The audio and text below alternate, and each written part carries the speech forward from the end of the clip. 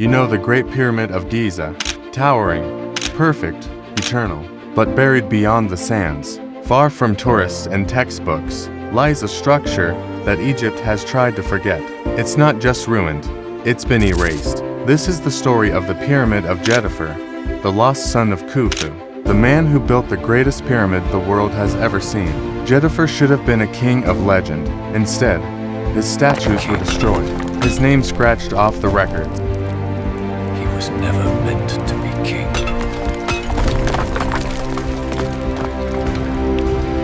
And his reign, suspiciously short, almost as if he'd committed some unspeakable act. Unlike the Grand Pyramids clustered together near the Nile, Djedefre built his monument far away, in a desolate stretch called Abu Rawash, a place ancient Egyptians believed was spiritually dangerous, and his pyramid. It doesn't fit the patterns. It was once taller than the Great Pyramid, yet now lies in ruins. No entrance, no sacred passages, just a broken pile of stone, like it exploded from within. For decades, Egyptologists called it unfinished, but there's a darker theory, that the pyramid wasn't meant to be a tomb, but a trap. In 2002, a French archaeological team discovered a hidden tunnel beneath the ruins. Long, narrow, suffocating, it led to a deep chamber where they found a massive,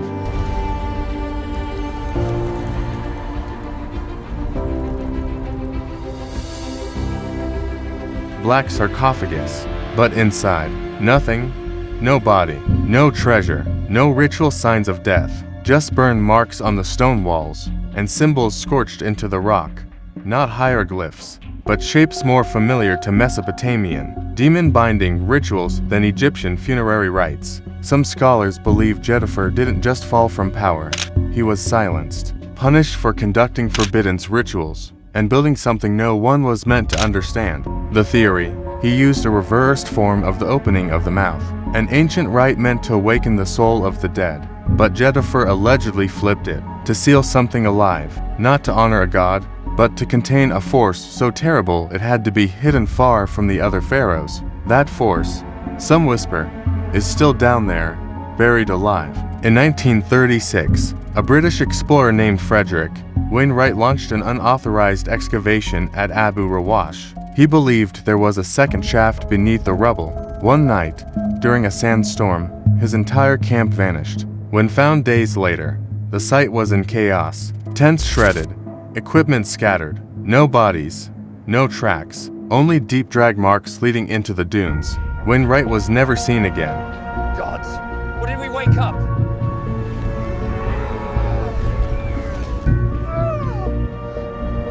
His journal pages, recovered by locals, ended mid-sentence. One line stood out: "It's not a tomb."